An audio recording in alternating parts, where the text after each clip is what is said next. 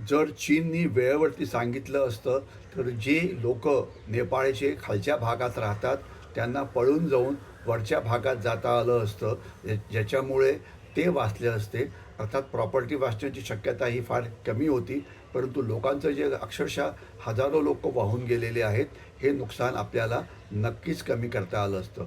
पण चीन अशा प्रकारे जी माहिती असते ती देत नाही. काहीतरी आचरटसारखे प्रयोग करतो. एक असं म्हटलं जातं की तिबेटमध्ये जे 25% पाणी आहे, ते पाणी ते घेऊन जायचा प्रयत्न करतायत त्यांच्या दुष्काळी भागाकडे. असं म्हटलं जातं की ते ब्रह्मपुत्रेवरती जो ग्रेट बेंड नावाची जागा आहे, तिथे मोठे धरण ते बांधतायत, ज्यामुळे ब्रह्मपुत्रेचं पाणी हे तिबेटमध्ये थांबवलं जाईल आणि ब्रह्मपुत्रेला तिबेटमध्ये यारलांग सांगपो असं म्हटलं जातं.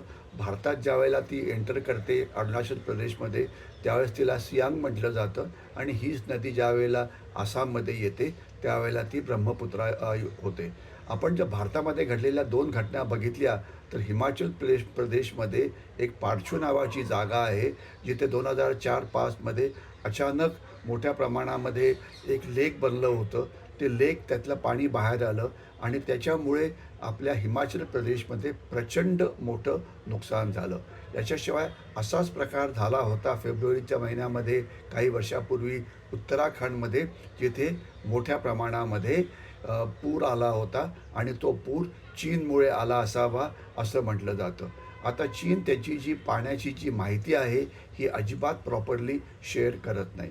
तर आता मुख्य प्रश्न असा आहे की ही जी चीनची जी लबाडी आहे किंवा नैसर्गिक संकटं आहेत किंवा नैसर्गिक संकटं आणि चीनची लबाडी याचं कॉम्बिनेशन आहे, याला प्रत्युत्तर देण्याकरता, याला उत्तर देण्याकरता किंवा या संकटाची तीव्रता कमी करण्याकरता आपल्याला काय करायला पाहिजे?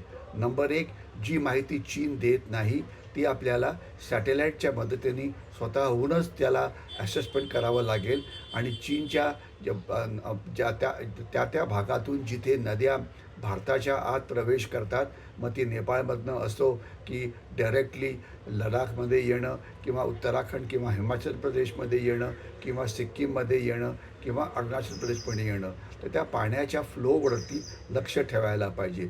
तिथे ऑटोमॅटिक सेन्सर्स पाहिजे आणि याच्याशिवाय जर कुठे लेक बनायला सुरुवात झाली तर त्याच्यावरती आपलं लक्ष असायला पाहिजे आणि याच्याशिवाय आपण आंतरराष्ट्रीय दबाव हा चीनवरती टाकायला पाहिजे आणि इथे आपणच नाही तर नेपाळची मदत घ्यायला पाहिजे, बांगलादेशची मदत घ्यायला पाहिजे. साऊथ ईस्ट एशियाचे जे देश आहे, खास तर व्हिएटनाम वगैरे, कारण तिथली जी नदी मेकाँग नावाची आहे ती चीनमधून साऊथ ईस्ट एशियामध्ये प्रवेश करते, तर चीनवरती कंट्रोल हा राहायलाच पाहिजे आणि त्याच्याकरता युनायटेड नेशन्स असो की आंतरराष्ट्रीय व्यासपीठ असो, तिथे चीनवरती दबाव टाकायलाच पाहिजे. याच्याशिवाय भारताने अजून काय करायला पाहिजे? आपली जी डिझास्टर मॅनेजमेंट सिस्टीम आहे, खास तर नदीच्या काठी, ती अतिशय चांगली पाहिजे. म्हणजे जर आपल्याला वॉर्निंग मिळाली की एखादं लेकवरती तिबेटमध्ये फॉर्म होतं आहे, ते लेक तुटण्याची शक्यता आहे, तर लगेच लोकांना आपण धोकेदायक भागातून किंवा नदीकाठून हलवून त्यांना उंचीवरच्या जागेवरती नेऊ शकतो, ज्यामुळे नुकसान हे कमी होऊ शकतं. एवढंच नव्हे तर भारताने अनेक ठिकाणी धरणं पण बांधलेली आहेत, की ज्याच्यामुळे पुष्कळ ज्यावेळेला पाणी अचानक येतं तर काही प्रमाणामध्ये पुराचं पाणी हे धरणामुळे आपल्याकडे जे वेगवेगळी नदींची खोरी आहे, सुबानसिरीमध्ये आहे, सियांगमध्ये आहे, सिआँगमध्ये आहे, तिथे ते पाणी आपण साचवू शकतो आणि पुराची जी तीव्रता आहे ती आपण कमी करू शकतो.